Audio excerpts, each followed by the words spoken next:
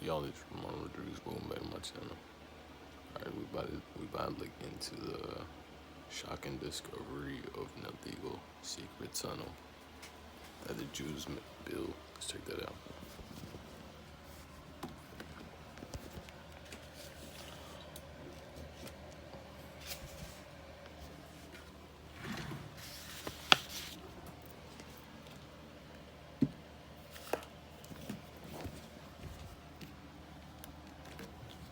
Just hit my savings goal. Back in my day, we kept our money in the mattress.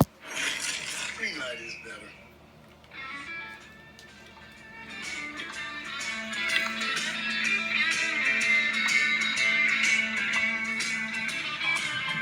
Been digging a tunnel under the Crown Heights Synagogue for almost...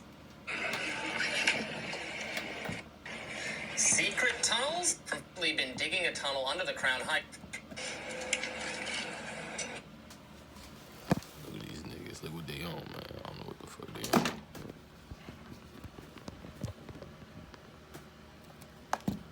What the fuck are you Jews on? Let me know in the comments what y'all really up to, man.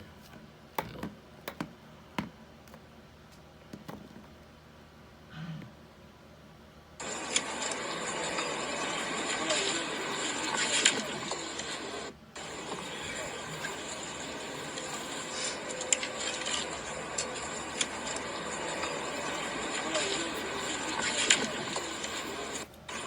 Secret tunnels through the synagogue?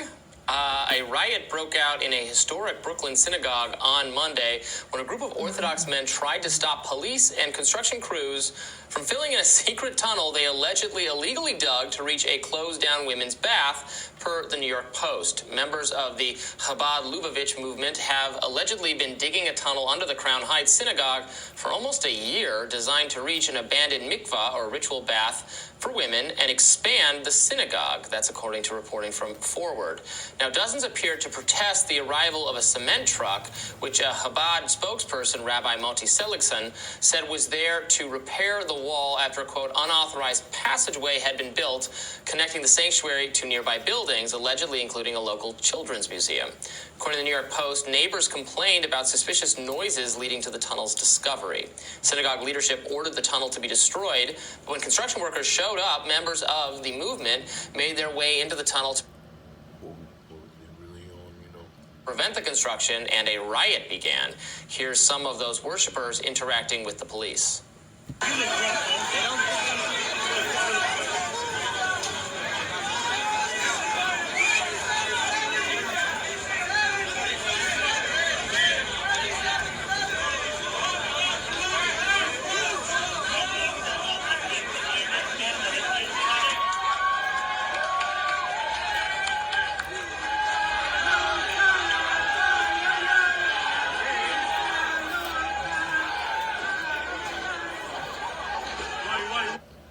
They celebrating like he survived or he was trapped. Nah, they just trying to cover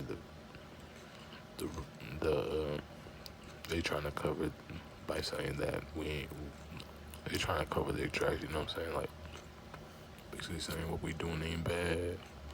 But they trying to manipulate that with that cheer. You know. Now, 12 Hasidic men were arrested on Monday after breaking into the synagogue headquarters and allegedly damaging the synagogue underneath it, according to officials. 9 people are now facing charges. I think it was the headline from the New York Post that maybe first attracted the story a lot of attention. The headline read, "Extremist Jewish teens secretly hired migrants to dig secret Brooklyn synagogue tunnel Shawshank style." It's a lot going on there. And they fucking hired one of us to do they dirty work. Fucking Jews, man.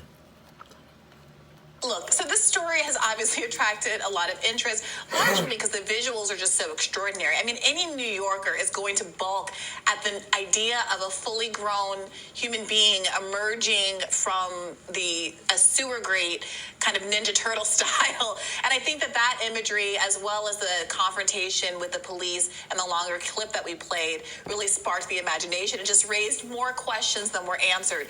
Why this tunnel? This tunnel was 60 feet long and 8 feet wide with a ceiling height of 5. There's a lot of bullshit that be like apparent. December, some kids like end up being missing every year type shit. And they trying to blame that on the Jews, and that now y'all building fucking tunnels and shit. You know what I'm saying? Apparently they've been working on it for at least a year. And I think even now, days into the story, a lot of questions remain about the why of the tunnel, the necessity of the tunnel. Initially, people were saying that it was a COVID era attempt to get around shutdowns. But if it's only been being built for about a year, it's unclear whether there were really any meaningful policies in place that would have precluded people from going wherever. That's cap, man. They ain't trying to tell us the real reason. They wanted in New York City. And why the protest, why the escalation? I mean, I understand, okay, you shot your shot, you tried to build an illegal tunnel, the city found out about it, came to shut it down, came to fill it in. What was hoped to be gained by a direct confrontation with the police to defend? That's what I'm trying to say, like, they're being told, you know what I'm saying, their leaders telling them to do this shit, though. This gives me, like, the Jones. You guys watch, Jones, I think it's called James or Jones. The dude that made all them people commit suicide. Jonestown or something like that. Yeah, this gives me like Jonestown cold vibes, you know. One's, I guess, eminent domain rights to the underground of New York City. And there was also some concern about whether or not the tunnel would imperil the structural integrity of the Chabad house, which apparently is of broader significance to the community. Right, the synagogue itself wants the tunnel filled in. They own the space. I mean, we got to have law and order. If they want it filled in, they get it that way. You know, I don't have any problem with the tunnel being taken care of, disposed of. I get what I'm gathering is that online. Why would you ever probably not the Jews? Goofy. A lot of reaction that was sort of anti-Semitic in nature. A lot of people saying that Jews hiding under the floorboards, trying to get at the children in the museum, trying to get at the women's bath. I saw Andrew Tate, for instance, made a nasty comment about it. That sort of thing, saying that here are you said. What I say, nigga? I told you, bro, that has something to do with the children. I mean, there's rumors, you know. There were, I think, calling out Ben Shapiro saying, you said that Hamas is in tunnels. It's actually the Jews in the tunnels, that kind of thing. So that's all very unfortunate. But for the underlying, for the issue itself, I mean, they get to not have. The synagogue doesn't want a tunnel there. You can't build an unauthorized tunnel on their property. Yeah, I mean, look, there have been long-standing tensions between the Orthodox community in Brooklyn and other residents of Brooklyn for years. Well, and the government authorities over the schools, right? That was happening in New York City, them saying the Hasidic educational environments were not up to the city standards. And there was, I remember reading and hearing from religious people thinking this was a religious freedom violation, that sort of thing. You're right. So there was a big issue around bike lanes that the Hasidic community didn't want the Breaking the law, and they're fucking saying it's a religious thing. So basically, whatever I do is religious. They think they slick on my mama. Bike lanes going through their neighborhoods. There was an issue years ago, I believe in the 80s, maybe the 90s, where because there are specialized ambulances that service the community because of various rules about how people can interact on a gendered basis and stuff, that there was a non-Hasidic person that was injured. I believe they were black, and the paramedics that were dispatched that were the Hasidic paramedics would not attend to that person, and they ended up dying, and that provoked a riot. There have been allegations of all kinds of intergroup misconduct, sexual misconduct, and the kinds of things that often happen whenever there is not a lot of outsider oversight and kind of seclusion of many, many groups. But as a consequence, I think there are a lot of stereotypes and negativity. Did I just hear that the fucking Jewish people don't like black people? I mean, I kind of believe it. Think about it, man. They never be trying to talk to it and trying to convert it to their religion. You know what I'm talking about?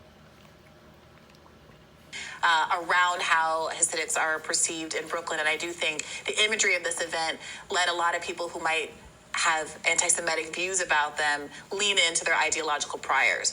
However, that aside, it's hard not to look at the remarkable imagery of a full-grown, fully dressed human emerging from the sewer and want to know a lot more a lot more about how this happened. I'm really looking forward to seeing more pictures and photographs of exactly what kind of architectural feats were accomplished underneath this building before they were thwarted, and to hear more about what the kind of political divisions are that are apparently separating the tunnel diggers from the institutionalists who are trying to get it filled in. I mean, I was ready to dig a tunnel out of my apartment during COVID, so again, I understand. And I think, you know who I think is really behind this?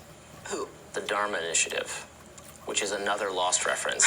You're going to have to watch this show. Am By I? next week, you can finish the whole thing. It's only like 120 episodes. That doesn't feel like a next week project. If you start it, Aren't you they won't stop. hour-long episodes? Yeah, if you start it, you won't stop. No, You'll do not- this all weekend. I started watching Lost in college when it was happening, and I was watching with a friend who then got sick, and while he was home from class and I was at class, sped along without me, that's how I fell behind. And so as a matter of principle, I kind of feel like I don't want to watch this the same way I fell out of watching Upstairs, Downstairs, what you call it? Downton Abbey? Downton Abbey, yeah. My mom did that to me with Downton Abbey, and I'm still behind. So I'm standing on principle on this one, Robbie. The betrayal can sting. If you make a few more Lost references, I might have to finally bend the knee. We'll see if I can get them in next week. More Rising right after this.